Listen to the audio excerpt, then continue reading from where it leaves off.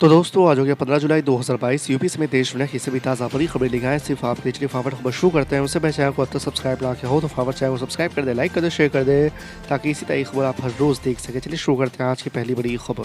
गोवा कांग्रेस में एक बार फिर कई विधायकों की ओर से बीजेपी में शामिल होने का नए सिरे से प्रयास शुरू हो गया है। पिछले हफ्ते मुश्किल से कांग्रेस पार्टी ने विधायकों के बीच में चल रहे विद्रोह पर पर्दा डालने की कोशिश की थी। अब एक बार फिर अटकलें लगाई जा रही है। कांग्रेस विधायकों का एक समूह गुट बनाने और बीजेपी में शामिल होने के लिए नए सिरे से प्रयास कर रहा है। लखनऊ में लुलु मॉल में नमाज को लेकर विवाद बढ़ने के बाद गुरुवार की शाम सुशांत गोल्फ सिटी थाने में एफआईआर भी दर्ज हो गई है। लुलु मॉल मैनेजमेंट की तरफ से ही पुलिस को तहरीर देते हुए दावा किया गया है कि नमाज पढ़ते हुए वायरल वीडियो में दिख रहे लोगों से उनका कोई संबंध नहीं है, वो मॉल के कर्मचारी भी नहीं है। आपको बता दें कि कुछ दिन पहले ही लुलु मॉल का सीएम योगी आदित्यनाथ के हाथों भव्य उद्घाटन किया गया था। इस बीच मॉल में नमाज पढ़ने की वीडियो तेजी से वायरल हुआ। सोशल मीडिया पर वायरल हुई वीडियो में आधा दर्जन लोग मॉल के भीतर नमाज पढ़ते नजर आ रहे हैं। छोटे राज्य होने के बावजूद हिमाचल प्रदेश भाजपा के लिए प्रतिष्ठा की लड़ाई बना हुआ है। पार्टी अध्यक्ष जेपी नड्डा का गृह प्रदेश होने की वजह से पार्टी के सामने हर हाल में अपनी सत्ता बरकरार रखने की चुनौती है। वहीं कांग्रेस भाजपा से सत्ता छीनने के लिए सारे दांव आजमा रही है। आपको बता दें कि सारा दारोमदार सामाजिक समीकरणों पर है और दोनों दल इनको साधने में जुट गए हैं। हिमाचल प्रदेश के 68 सदस्य विधानसभा में फिलहाल भाजपा सत्ता में है। पटियाला की एक अदालत के आदेश पर पंजाब के मशहूर गायक दलेर मेहंदी को साल 2003 में उनके खिलाफ दर्ज एक मानव तस्करी मामले में जेल भेज दिया गया है। आपको बता दें कि मेहंदी की ओर से गुरुवार को अदालत में सजा के खिलाफ अपील दायर की गई थी, जिसे अदालत ने खारिज कर दिया। अदालत में मौजूद मेहंदी को गिरफ्तार कर जेल भेज दिया गया है। असंसदीय शब्दों को लेकर मचे बवाल पर लोकसभा अध्यक्ष ओम बिरला ने सफाई दी है। उन्होंने कहा कि किसी भी शब्द पर बैन नहीं लगा है। कार्रवाई से हटाए जाने वाले शब्दों के चयन को लेकर विवाद पर लोकसभा अध्यक्ष ओम बिरला ने कहा कि ये 1959 से जारी एक नियमित प्रथा है। उन्होंने कहा कि किसी भी शब्द पर प्रतिबंध नहीं लगाया गया है। ऑल्ट न्यूज के संस्थापक मोहम्मद जुबैर ने सुप्रीम कोर्ट में अर्जी देकर उत्तर प्रदेश में दर्ज 6 एफआईआर को रद्द करने की मांग की है। इसके साथ ही साथ उन्होंने अपने खिलाफ दर्ज मामलों की जांच के लिए एसआईटी के गठन को भी सुप्रीम कोर्ट में चुनौती दी है। आपको बता दें कि उत्तर प्रदेश पुलिस ने ऑल्ट न्यूज के संस्थापक मोहम्मद जुबैर के खिलाफ दर्ज कई मामलों की पारदर्शिता की पूर्ण जांच के लिए मंगलवार को एक एसआईटी का गठन किया था। समाजवादी पार्टी के टिकट पर विधायक बने शिवपाल सिंह यादव की प्रगतिशील समाजवादी पार्टी यूपी में नगर निकाय और महापौर चुनाव अखिलेश यादव की सपा से अलग और सपा के खिलाफ लड़ सकती है। आपको बता दें कि शिवपाल यादव ने कहा है कि वो सपा में उपेक्षित महसूस कर रहे हैं। पार्टी अध्यक्ष अखिलेश यादव की उपेक्षा के कारण वो जल्द ही पूरे प्रदेश में अपनी प्रगतिशील समाज पार्टी के संगठन को सक्रिय करेंगे और उत्तर प्रदेश में होने वाले महापौर और नगर निकाय के चुनाव में मैदान में उतारेंगे।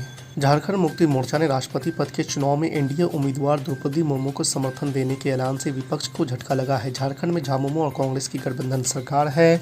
ऐसे में उम्मीद थी कि झामुमो विपक्ष के उम्मीदवार यशवंत सिन्हा को समर्थन करेगा। आपको बता दें कि झामुमो की घोषणा के बाद कांग्रेस ने झारखंड मुक्ति मोर्चा के साथ रिश्तों पर विचार करने के लिए शुक्रवार को रांची में बैठक बुलाई है। एक बात सुनिए, हम तो जो किताब जिन्होंने छपाया उनसे हम रिक्वेस्ट कर रहे कि भाई प्रोसीजर पे तो बात कर लो, पार्लियामेंट के रूल्स पे तो बात कर लो।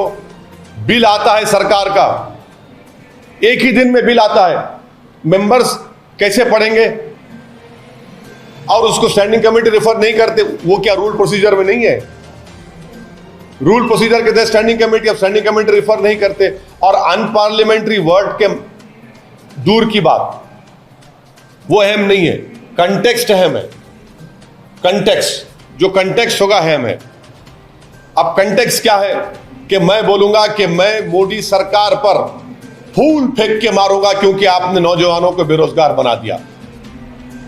मैं कहूंगा पार्लियामेंट में खड़े होकर कि मैं देश के प्रधानमंत्री और उनकी सरकार पर फूल फेंक कर मारूंगा क्योंकि देश के युवाओं का मुकद्दर बेरोजगारी बना दिया। तो क्या फूल को अनपार्लियामेंट्री बना देंगे आप? नहीं, फूल अच्छा, फूल बरसा के मारूंगा। और ये कहूंगा कि भाव फूल बरसाओ मोदी सरकार पर कि उन्होंने भारत के नौजवानों को बेरोजगार बना दिया। तो क्या वन पार्लियामेंट्री हो जाएगा? कंटेक्स्ट इंपॉर्टेंट है। ये लफ्ज की बहस में मत जाइए, रूल्स को, प्रोसीजर को फॉलो करने की जरूरत है। अरे भाई, बिल आता है, स्टैंडिंग कमेटी नहीं जाता। स्टैंडिंग कमेटी क्यों नहीं जाता भाई? संविधान में जो कॉन्स्टिट्यूशनल वैल्यूज है उस पर काम करिए। मालूम ही नहीं, कॉन्स्टिट्यूशनल वैल्यूज, कॉन्स्टिट्यूशनल मोरालिटी कुछ ही नहीं, कुछ भी नहीं होता उस पर काम। और हम बढ़ रहे हैं। महंगाई की स्थिति श्रीलंका की ओर, तो यह बता दें बिहार को कि 24 के पहले विशेष राज्य का दर्जा, कम से कम यह भी फिर झूठ बोलने चुनाव के पहले, बाढ़ से मुक्ति का भी झूठ बोल लें। 24 में चुनाव है, यह जो खर्च हो रहे हैं शताब्दी पर, मैं समझता हूं इसकी कोई जरूरत नहीं थी। अब जिस चिन्ह का उद्घाटन किया गया, जो आप कभी नहीं देखे होंगे कि बाघ इतना बड़ा मुंह खोला हुआ कहीं है, पहली बार।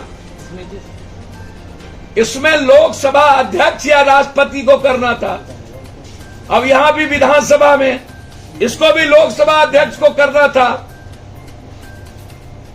सारी संस्थाओं पर एक ही व्यक्ति का कब्जा,